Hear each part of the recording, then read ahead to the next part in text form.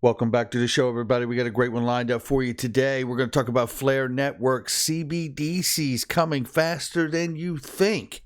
World Economic Forum, XRP is the most relevant crypto asset. How about that one? Biden administration finally appoints a CFTC chairman. Hello, welcome back to the job.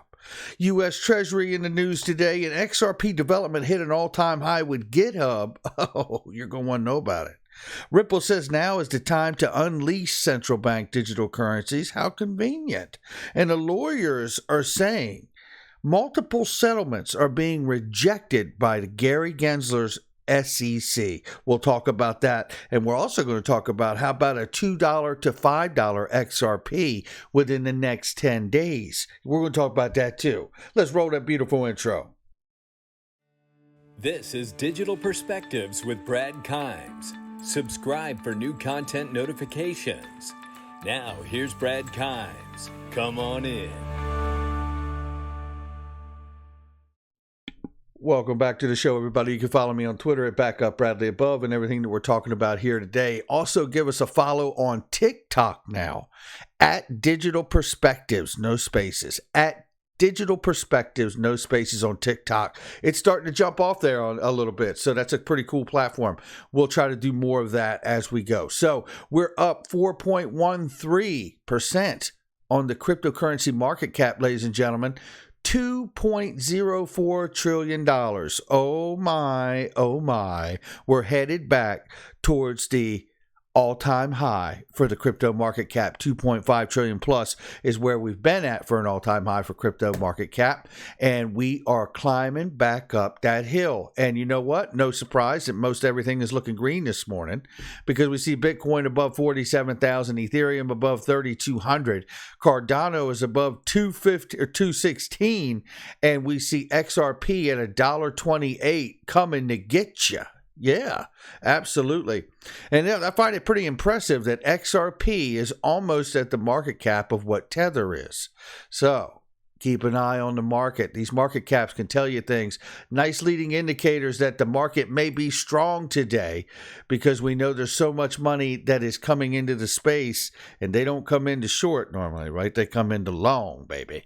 So 127.97 is where we're at. The low end of the XRP price range is 123.37. The upper end of the price range we've seen go all the way up to 132.54. That's right, $1.32 for XRP overnight. Check that out. We'll keep an eye on it. We will hear from some technical analysts before we get out of here today. This is a reminder to be very careful what you click on. James Rule XRP just received a scammer acting like Coinbase, and you got to be careful whether it's them or Ledger. It doesn't matter what it is. If you receive a communication from anyone, if they say they're my channel, there's always imposters. We do our best to try to get rid of them, but they're under the comment section. YouTube gives no help to us whatsoever, and we try to get rid of them. If you see them, report them. If you get an email from somebody that you have coins on their platform, always assume that when someone reaches out to you that communication is fraudulent, and then start an investigation to prove that it's actually legitimate. Never just respond to it. And a lot of times you may be in the middle like, oh, I just did a transaction last night, so it makes sense. Coinbase hit me today about it. You know, assume that if you're being contacted, that whatever it is fraudulent first. And if you're not sure, then what I'd like to do is go to the website of the company, sign into my account, and then contact them from within their platform. Start the communication fresh. There you go. All right, right here we see Flare Finance to launch another beta version on Songbird with NFT bonuses and prizes. The new beta testnet will inherit samurai-themed aesthetics from previous Flare Finance initiatives. Just tell me when we're launching, right? Just tell me when we're launching, find out what to do. This is getting pretty involved, and I can't tell you honestly, you know, what the timeline is here, but I hope it's fantastic when everything launches. That's all I can say. Central bank digital currencies are coming. The U.S. must be prepared, and there's no lie about that, because we just had an article over the weekend that we talked about, which was the digital yuan in China is now being used in 425 different subway rails through 25 different regions of the country. So pretty interesting, the developments that are going on in China. We have talked a lot about the public-private relationship for a central bank digital currency or a digital dollar here in the United States, and how they could simply join with someone like Circle and use the USD coin as a public-private relationship with that private stable coin and effectively have a digital dollar in the market already. But here we see, just want to read this little part for you here so you understand the magnitude of what we're talking about here. Is CBDCs could become more commonplace sooner than you'd think. According to the think tank Atlantic Council, 81 countries, which account for over 90% of the world's gross domestic product, are exploring a digital currency, and 5 countries have already launched one, and there will be more to come. According to the survey by Bank of International Settlements, countries representing 1/5 of the world's population may well issue a digital currency in the next few years. We know digital yuan is leading the race and trialed over $5 billion worth of transactions. The U.S., in contrast, still in the research phase. House Committee on Financial Services recently had a hearing on the promises and perils of a central bank digital currency. This is where we are, but I tell you, I think there's a lot more coming. I want to go down and read the bottom here. Why should Americans care? Well, partly because they have gotten used to a world where the U.S. dollar reigns supreme, but the rise of central bank digital currencies could challenge that order, potentially threatening the status of the U.S. dollar as a global reserve currency. Different countries will have much easier time transacting with each other directly, removing the need for the U.S. dollar or SWIFT, the global financial messaging system. All of this is like leaning very heavily for me into, well, if we're leaning away from SWIFT, we must be leaning into RippleNet. Let's take a look here. This is the World Economic Forum, which we know this answer, but I want to show this because it is relevant. Because it says, oh yes, XRP is overvalued because the World Economic Forum calls it one of the most relevant cryptocurrencies of the future. Shout out to Stefan Huber. And if you go into the article here, what they're actually highlighting is the article or the PDF that came out from last year. It says, the firm says that the CBDC differs from other forms of digital virtual currencies, including cryptocurrencies such as Bitcoin and stable coins, which are not issued by central banks or typically considered legal tender outside of El Salvador, right? Ripple says that the central banks around the space are locked in arms race to develop their own CBDCs. The payment startup highlights that by ensuring a level of interoperability, central banks can leverage XRP to support and facilitate the use of central bank digital currencies. The reason I wanted to show this article is because, for one, you know, from 2020, January last year, this is the policymaker toolkit from the World Economic Forum, and you all know that right here for inter and intrabank payments and settlement, it's JPM coin and XRP, baby. It says it right there. So the reason I'm showing you this, that so many of us have seen over and over, is really to highlight the idea and understanding that XRP to support and facilitate the use of central bank digital currencies. I still see so many people who don't understand that, and rightfully so. I'm not saying, there's anything wrong with it, but they don't still understand, like, well, if they have digital dollars around the world for every country's government's dollars, well, why do they need XRP? It's actually a great question, because you think, well, if they're exchanging dollar to dollar throughout the world now, then why do we need XRP in the middle of these digital dollars? It's very, very simple. One, it helps to isolate the economic spillover shocks between each country, because you have this insulated bridge token that sits between everyone's money.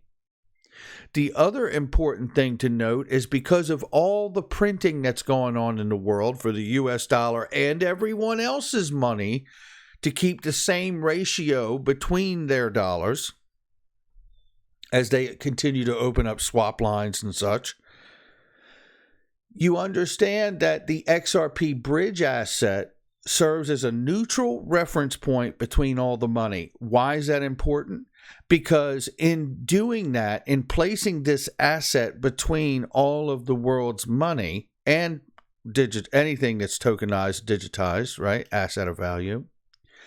What's so important about this is really just the understanding that they need to create a new form of money or commodity. That's what we're talking about here. And bringing the payment flows onto a decentralized XRP ledger allows you to push the value of those daily payment flows on that network and push the value of XRP very high. But not because you bought it to a certain price, but because the payment flows that move across the network will represent a certain value because the world gives it value. It's like having something and then the world agreeing it's all gold. It's like having something new, and because the world agrees to use it, it is now money. Or an official payment network for the world to move value. And you didn't inflate it to get the value you needed, because that's what's going on with the printing of money. And that isn't true value. So that's why we're talking about this, because it's important to understand that they need another kind of money that has real value. And the only way to really derive that value without artificially inflating it is to create a payment rail like the XRP ledger, which is a decentralized exchange for the world, and then have the native token XRP represent the value of the payment flows that move across that network every single day. That is real value. And that, I believe, is why the world will and does consider it money. This is XRP Crypto Wolf reminding us that the XRP Ledger, community-powered utility, that's right.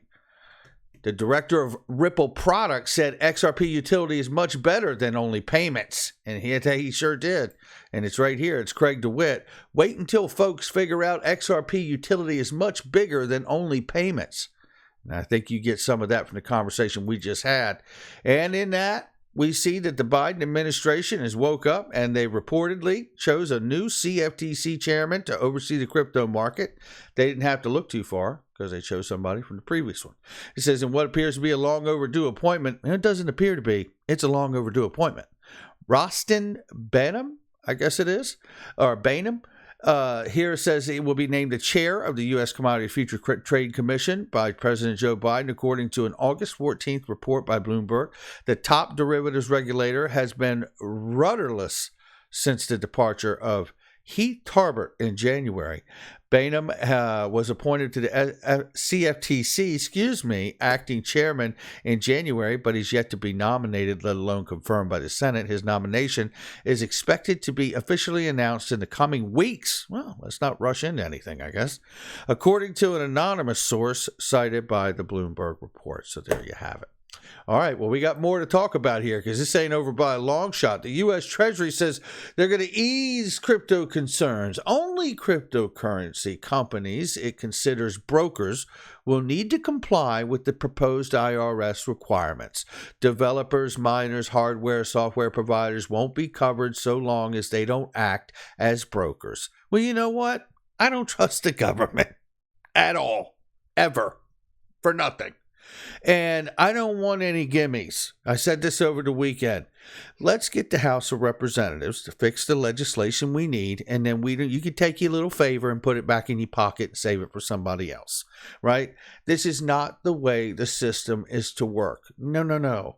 I mean, you can trust us. I mean, that puts us in the same position with the Treasury that we're currently in with the SEC, where they do regulation through enforcement. No, thank you. Here we see that XRP development activities skyrocketed. what do we got going on, guys? XRP Ledger's team is now submitting the highest GitHub activity rate in XRP's history. You know, I don't find this to be mutually exclusive with all the news that we're hearing about central bank digital currencies, and understanding that Brad Garlinghouse himself has told us that Ripple, in fact, has a private ledger for central banks to launch their central bank digital currencies on, for which they can settle with XRP in between, helping to push the value of this new asset to the moon so they can dig out of a hole that they've all created by the overspending and printing of money. Very, very quick, but that's pretty much the story. And we see as recently as this, Ripple is promoting this idea that CBDCs unlock endless fiscal policy options, and CBDCs have the power to unleash the next wave of financial inclusion and innovation. Are you ready for the new era of finance? Discover how CBDCs could allow policymakers to design customized and precise support options for individuals and communities. Now, this was in July, so it was a month ago, right, when it came out. But nevertheless, they're still promoting it. Why is Ripple paying and promoting this ad and putting it out here and got it on Twitter? Because they know it's relevant. Because businesses don't advertise last year's model. This is so obvious to me that this is coming in a very, very quick way. Look at the CNN article. CBDC is going to be here faster than you think, right? And then they go on in this article here for the Ripple Insights to talk about, obviously how you can tailor the central bank digital currencies to your specific needs in your country, for your people, your regulation, your laws. Obviously, you can have KYC. Obviously, you can do stimulus, for people. You can stimulate the economy by issuing this out, right? There's many different advantages here that they cite inside this article. But the point for me is that they're still pushing it because it's still relevant, because companies don't sell something they're not interested in, prepared to do. Now, this gets on to the melees of the SEC, and I think we're finding out there is a little more going on behind the scenes than we're aware of, and none of it is actually positive. Leonidas says here, according to lawyers who have recently worked on enforcement deals with the SEC, multiple settlements have been rejected because Gary Gensler wants more compensation from the defendants and feels the level of the last few years haven't been sufficient. It's always a guy in the public sector who doesn't have to meet that bottom line for profits in the private sector, who just sits on the sidelines and says, I want more. Right? Who is this, Cat Oliver?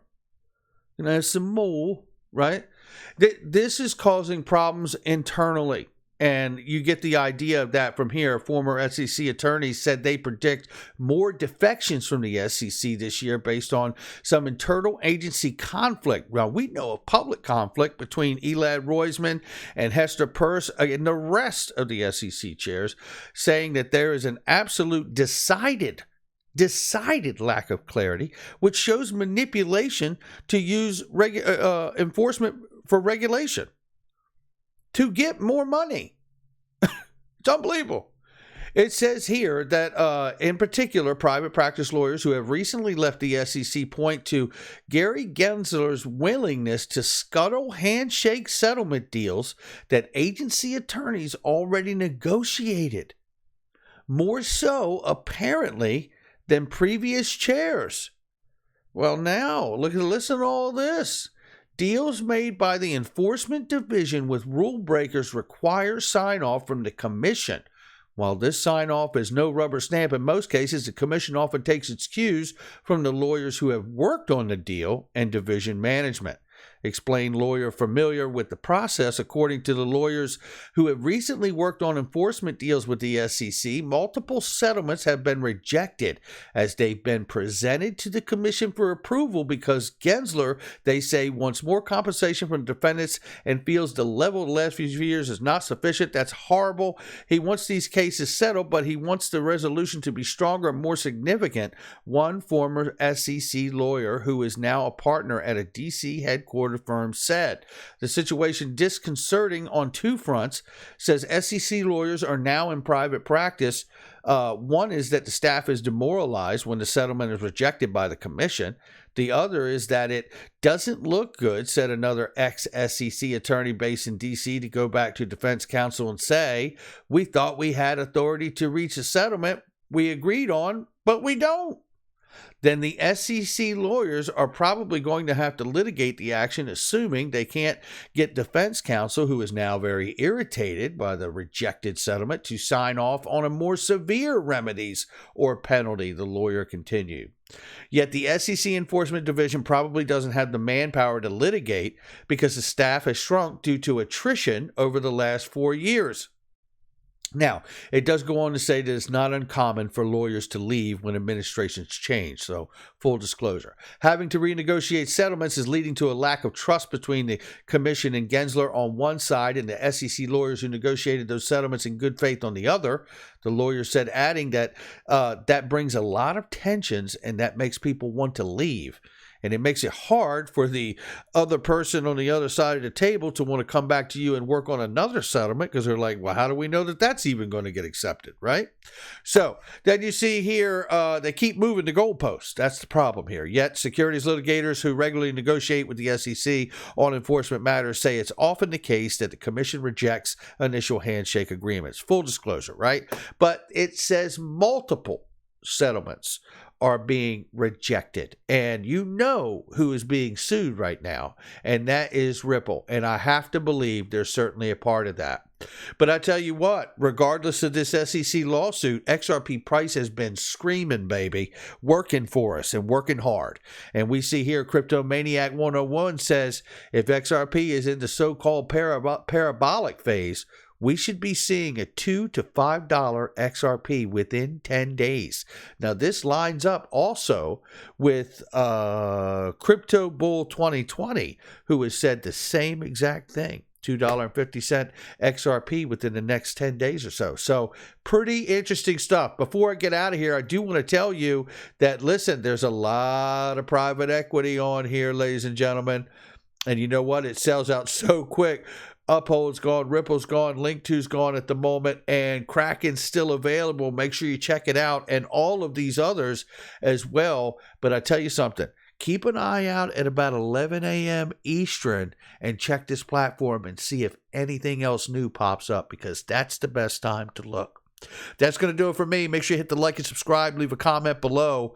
We're going to the moon. It's not a matter of if. It's a matter of when, not financial advice. And make sure you check out all the links in the description box and the comment section. They are trusted, vetted links of products and services I use each and every day. I'll catch all of you on the next one.